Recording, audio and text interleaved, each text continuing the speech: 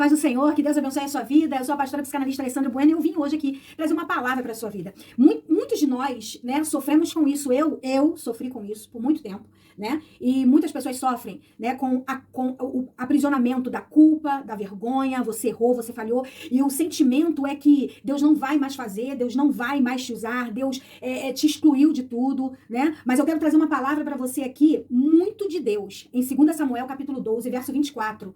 Tá bom?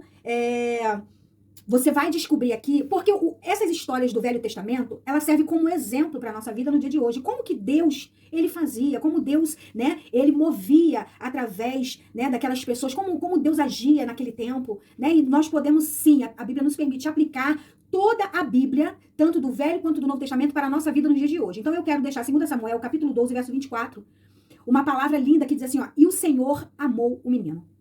Que menino é esse? Salomão. Vamos lá para você entender. Davi, ele comete um grande erro. Qual foi o erro de Davi? Quando se fala de um grande erro, de um grande pecado, as pessoas logo declaram o adultério. Ele adulterou. Mas não foi o adultério em si que provocou a ira de Deus. Não foi o pecado do adultério em si que fez com que Deus matasse o primeiro filho de Davi com Betseba. Não. Mas foi o pecado de homicídio. Foi por ele ter matado um homem inocente, para encobrir o seu erro, encobrir o seu pecado e ficar com aquela mulher. Né? O que provocou a ira de Deus é ele ter derramado um sangue de um homem que amava, que respeitava, que estava lutando, estava na guerra por ele, pelo reino dele. Isso provocou a ira de Deus, não foi o adultério em si. E os historiadores vão dizer que foi 1 ano depois, aproximadamente. Então, 1 ano depois, aproximadamente, Natã vai até Davi e conta uma parábola de um homem que pegou a ovelha a única ovelha que o homem tinha. Qual era a sentença do homem? E Davi não foi Deus, eu quero deixar bem claro aqui, não foi Deus que deu a sentença, não foi Deus que amaldiçoou aquele relacionamento, a vida dele com Betseba, não foi. Preste atenção, leia a Bíblia, estude, não foi Deus. Foi o próprio Davi que determinou a sua sentença. Quando Natã lhe diz isso, o que este homem merece? E Davi vai dizer assim, ó, que ele pague 4 vezes mais. Ele tirou uma ovelha, então que arranque 4 dele, né? É o que Davi estava querendo dizer. E o que aconteceu com Davi? Davi perde 4 filhos. 4 desgraça dentro da vida, da família, do reinado de Davi. Por causa de Deus? Não, porque ele liberou a palavra. Ele liberou o seu próprio decreto. A sua própria sentença não saiu de Deus. A sua própria sentença saiu dele mesmo. Que esse homem pague 4 vezes mais. E aí, Natã vai dizer, esse homem é você. E ele rasga suas vestes, e ele chora, né? E aí todo mundo sabe que a Bíblia vai dizer que ele ora e ele clama, mas Deus não salva a criança. A criança morre, ele perde o primeiro filho.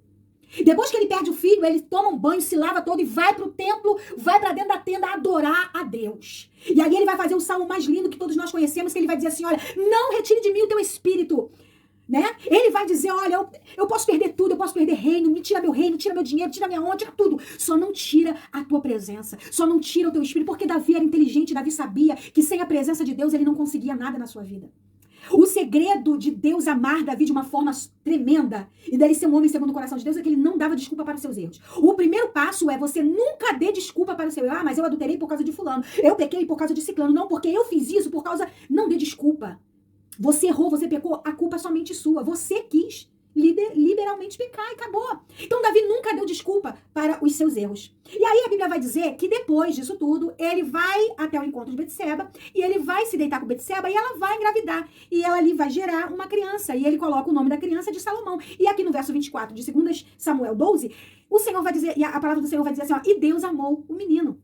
Mas o interessante aqui é uma coisa, preste atenção, abrindo um parênteses aqui. Deus, ele está dizendo aqui, a Bíblia está dizendo aqui, que Deus amou o menino. Mas aquele relacionamento não é um relacionamento de adultério?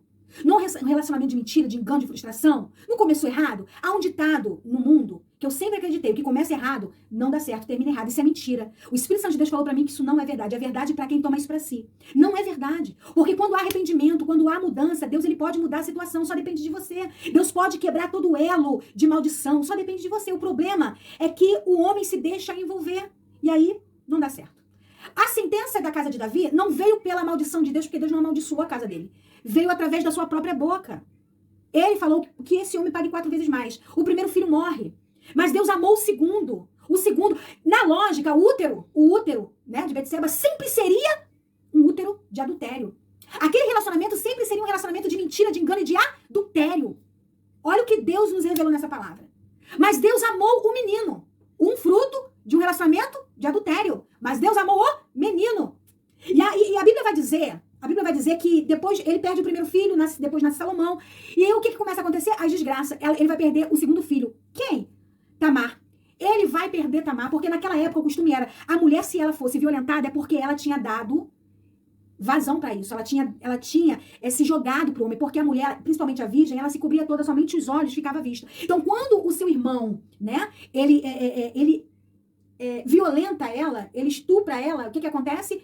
Ela tem que ser arrancada da casa, da família, do convívio, ela tinha que ficar agora isolada, né, como vergonha. Então ela era dada como morta. A única filha menina, a única filha de Davi, a única, ele perde para sempre, que é Tamar. Depois ele perde os seus outros 2 filhos, que é Absalão, né, que mata o seu irmão Amnon. Então, ao todo, ele perde 4 filhos. Uma grande desgraça acontece, porque Deus estava castigando ele? Não, porque a sentença saiu da boca de Davi. Que este homem que roubou essa ovelha, Natan, pague 4 vezes mais. Ou seja, se ele roubou uma, que ele perca 4. Vocês estão entendendo? E a Bíblia vai dizer que chega a velhice de Davi. Quando chega a velhice de Davi, Davi chama os seus filhos para abençoar os seus filhos. E segundo a regra, segundo o costume, segundo a lei, quem tinha que reinar no trono de Davi? Adonias. Mas Adonias não reina. Quando entra Betseba, entra com Salomão, que os historiadores vão dizer que ele tinha entre 8 a 10 anos, quando ele entra no quarto de Davi com a sua mãe, Davi olha para aquela criança e ele lembra de uma coisa muito importante, que o povo culpava Betseba por toda a desgraça que tinha acontecido em sua vida e no seu reinado. As pessoas não gostavam de Betseba. Eles não engoliam Betseba. E quando ele morresse, a primeira coisa que eles iam fazer era matar Betseba e matar o menino. Então Davi, ele clama a Deus ali. Ele pede com que o menino coloque a mão debaixo da sua coxa e faz o menino jurar que ele serviria a Deus e seria fiel a Deus. E a Bíblia vai dizer que Davi agora ora e pede a Deus para que Deus venha ungir o menino, separar o menino. E Deus, ele separa o menino a rei. Porque Deus sabia que Davi estava certo. Eles iam matar tanto Betseba quanto o menino. Assim, Davi, como Deus já tinha amado o menino, já tinha escolhido o menino quando ele nasceu, não foi difícil Deus escolher e colocar ele a rei de Israel, né? Quando Davi, ele faz esse pedido. Então, presta bem atenção o que eu quero dizer para você com essa história. Eu quero dizer para você que uma vez que Deus te escolheu e ele colocou em você a presença dele, nada arranca a presença dele de você. Ok? Que a coisa mais grave do que Davi fez, matar um homem inocente para encobrir um pecado. Escute bem, não permita a Satanás ele lançar sobre você uma culpa que já não existe, que já não pode estar sobre você. Porque em Romanos vai dizer, nenhuma condenação há para aquele que está em Cristo Jesus. Uma vez que você se arrependeu, uma vez que você reconheceu o seu erro, uma vez que você não deu desculpa e declarou, Senhor, a culpa foi minha, eu errei, eu falhei, eu pequei. Acabou! Deus, ele dá um baixo naquilo. Deus e a obra, o amor dele, o que ele tem na tua vida, não se limita, não se mede pelos seus erros, pelas suas falhas, não se limita a isso.